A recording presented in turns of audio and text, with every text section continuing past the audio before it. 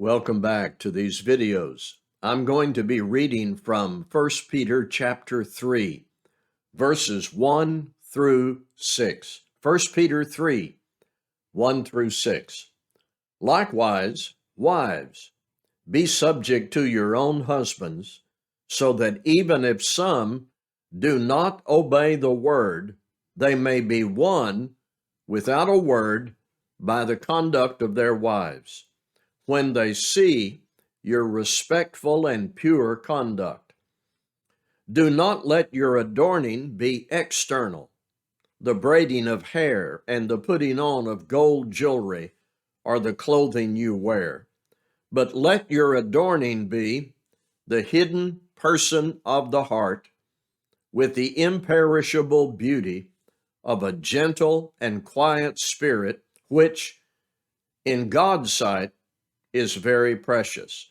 For this is how the holy women who hoped in God used to adorn themselves, by submitting to their husbands, as Sarah obeyed Abraham, calling him Lord. And you are her children, if you do good and do not fear anything that is frightening. I want to remind us that the Apostle Peter wrote this letter to Christians who were suffering, people who were doing right, but they were victims of persecution. Now, marriage under any circumstance requires work and commitment. It is a relationship between two people based on promises made to God and to each other. And in order for that relationship to grow and be maintained in a good and healthy way, mutual commitment and work is essential. Under any circumstance, marriage requires the devotion and the work of both parties. Now, combine two elements of pressure. One, you are living in difficult times of hostility against Christians. Two, you are a Christian wife, but your husband is not a Christian. He has not obeyed the gospel. Marriage, in the best of circumstances, requires great diligence and attention. When husband and wife are both Christians, there is maximum opportunity to grow and work through problems and have a good, lasting relationship. When everything is smooth and peaceful, marriage still requires maturity, commitment, and love. Paula and I often tell young couples, marriage is hard work. But here we are combining two elements of pressure, two kinds of difficulty to cope with. One, you're living in difficult times of the Roman Empire and all the persecution that was going on. And two, your husband is not a Christian. Now, let me add a third element to this. In the Roman Empire, a wife was considered the property of her husband. He had excessive and unfair advantage granted by the government.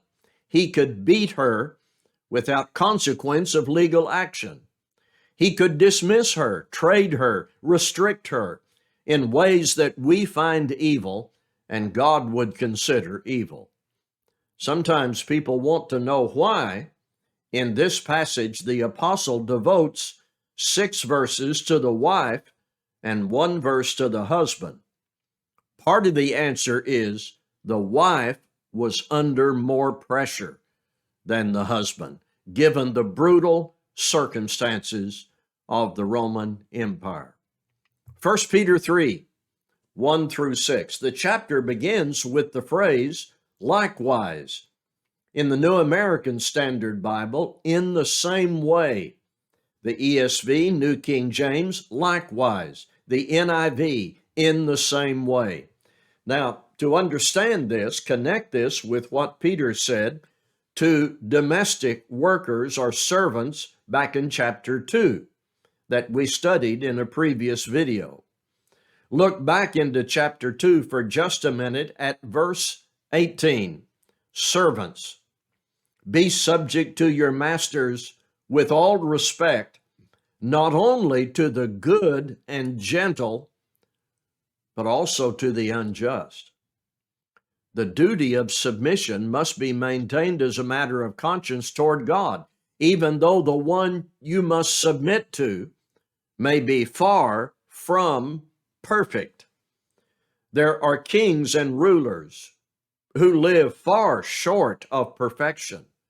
There are supervisors, employers, and husbands with conduct we do not approve.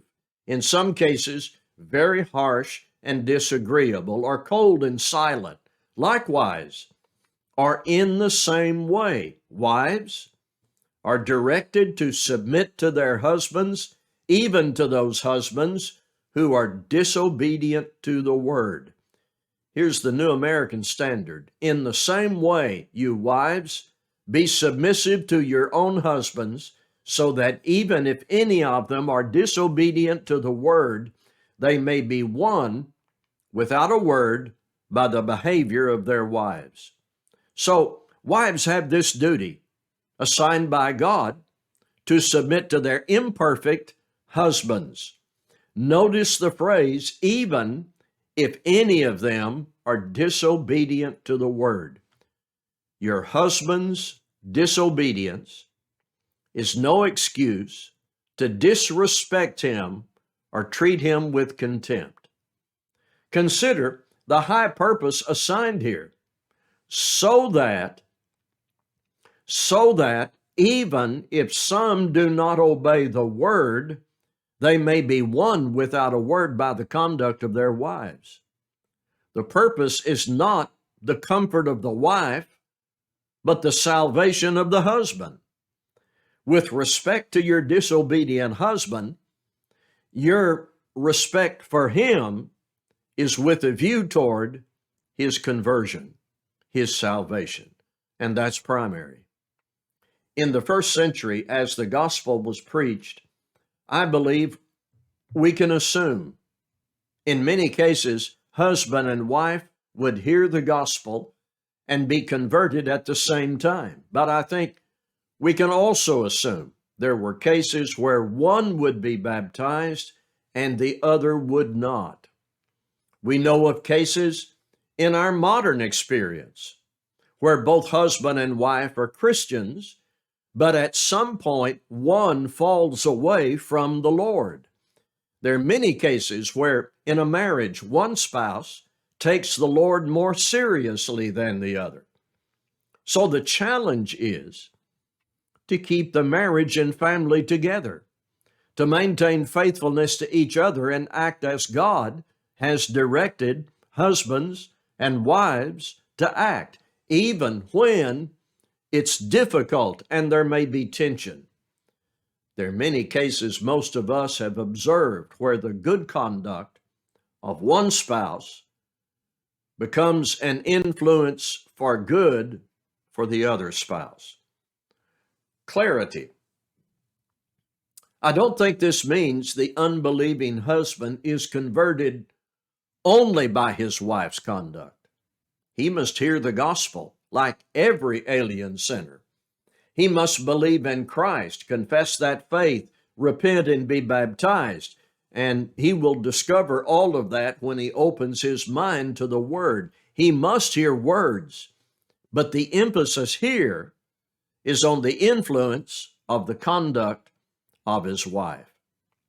Concerning the conduct of the believing wife, verse 2, when they see your respectful and pure conduct.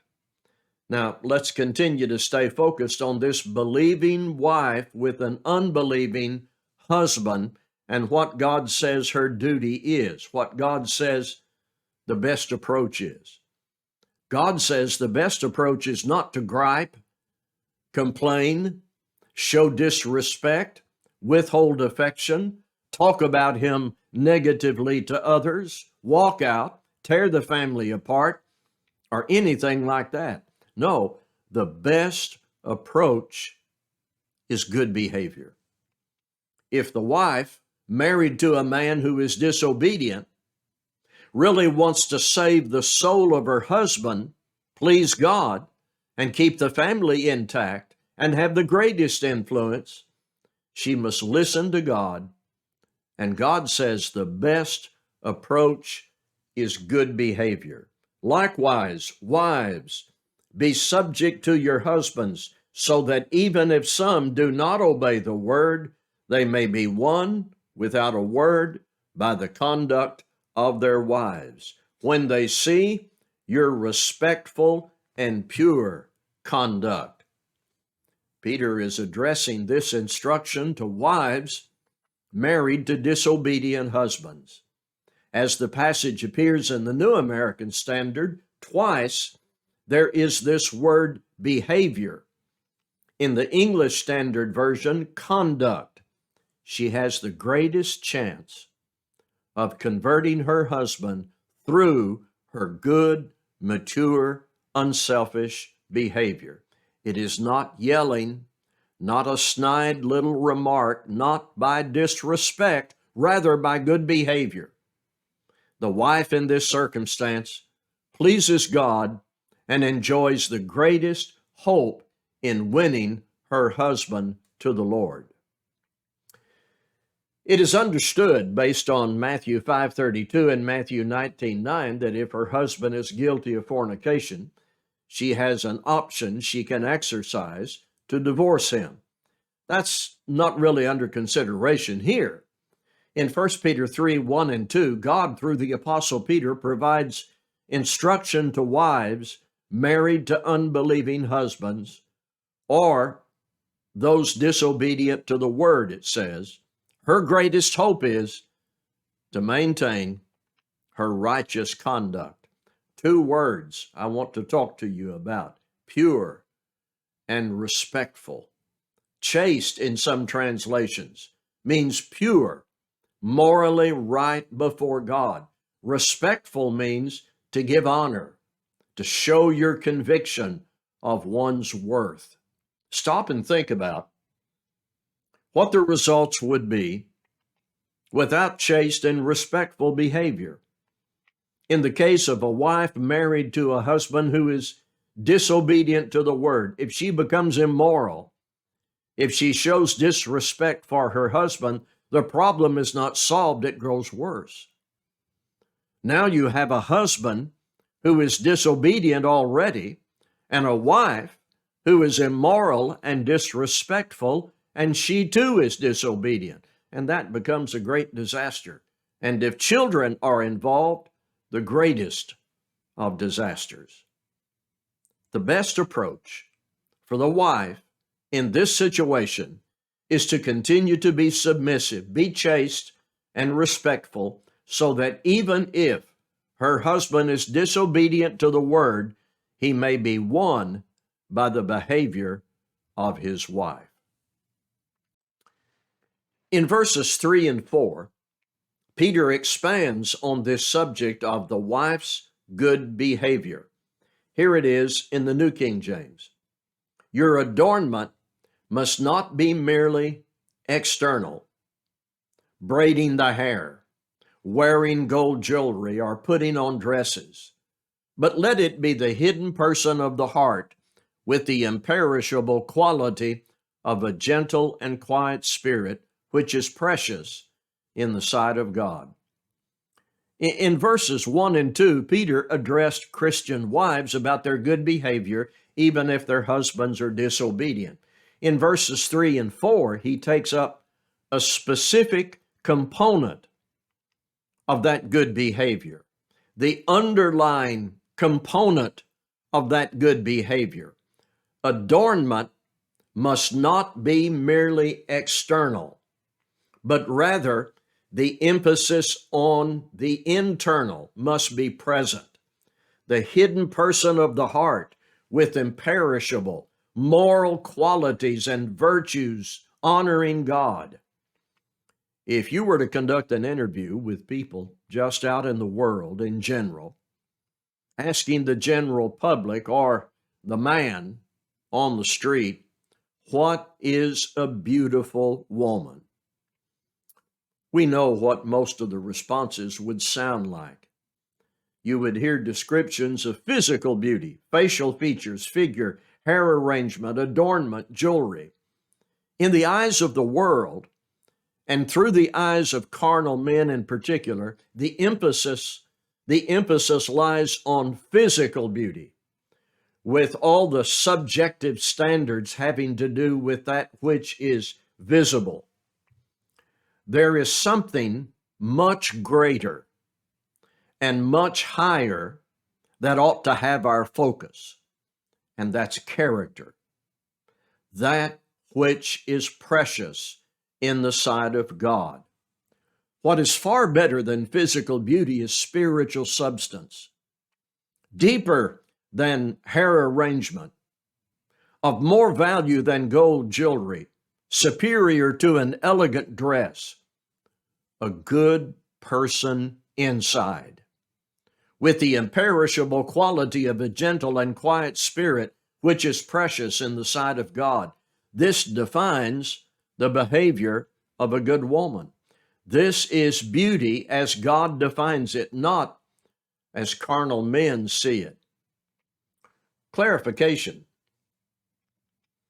This doesn't mean you need to work on being uglier. This doesn't mean that there is no place for external beauty. This means what's most important is goodness on the inside, not physical beauty on the outside. One more thing, and then I'll pause. Don't overlook that important word in verse 4, imperishable. In the NIV, the unfading beauty. Whatever physical beauty we are able to have by nature or nurture, it will not last. If you think I might be exaggerating, if you think I'm just not aware of modern cosmetics, find a picture of yourself when you were 18 and study that picture, and then go look in the mirror. When young men exhibit all of their pride about the beautiful trophy girlfriend or bride, and that's their emphasis, I want to say to them, be sure you have someone with genuine inner character, so that when she is old and wrinkled, you'll still have the kind of woman described in the Bible. In fact, she will be even more cherished by you then. So 1 Peter 3, 1 through 5. There is no way you can retain physical beauty and youthful body through age. You can spend all kinds of money on creams and pills and exercise programs and plastic surgery, but you're going to get old and gray and wrinkled. Your posture will show age. Your hair will fall out. Your skin will begin to look like your grandfather's. And you may wind up with false teeth and hearing aids and 18 pills every day and 3 doctor appointments a week. If you get down on the floor to play with your grandkids, it will take a forklift to get you up. Concentrate on the hidden person of the heart, the quiet spirit before God. You see what I mean? Verses 5 and 6 in just a moment.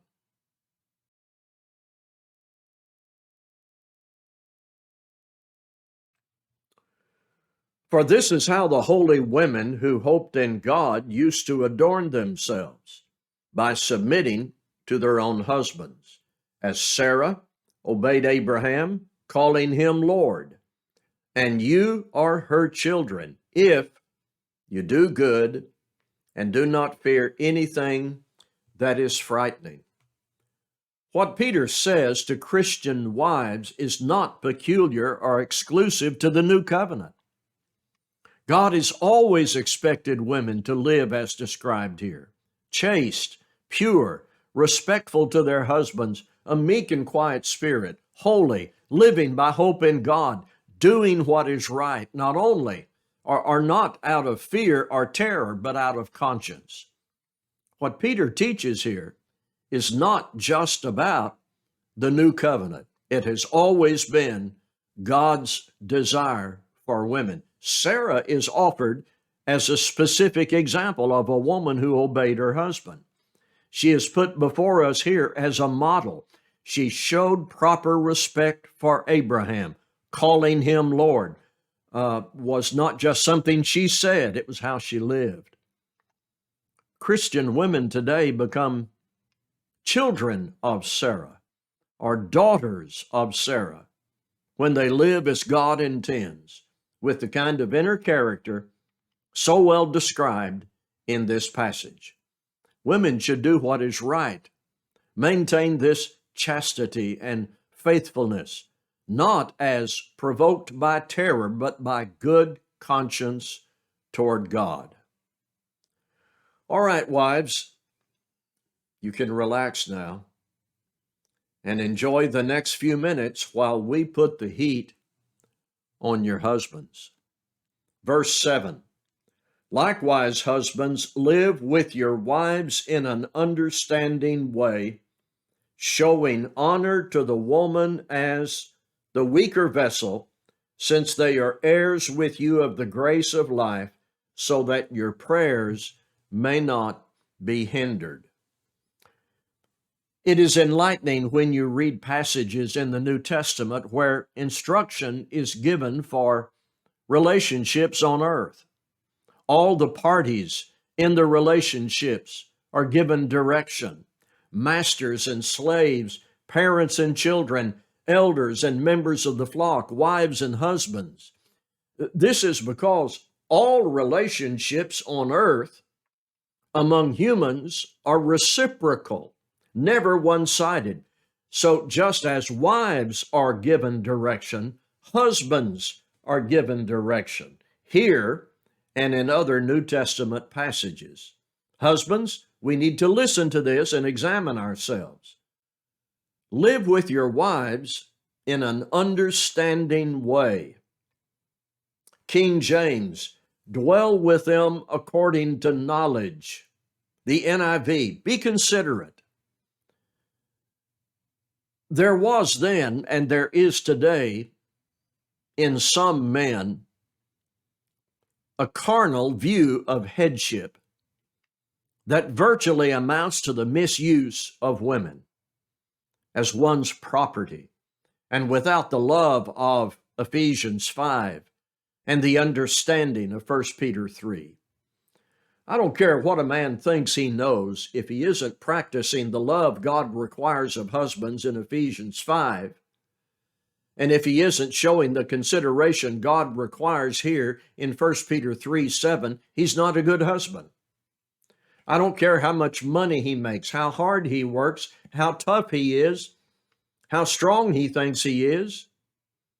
If he doesn't practice the love God requires of husbands in Ephesians 5, and he doesn't show this consideration in 1 Peter 3:7, he is not a good husband. Men have come close to running me out of church buildings for saying this. But if they did, I'd just come right back in and say it again.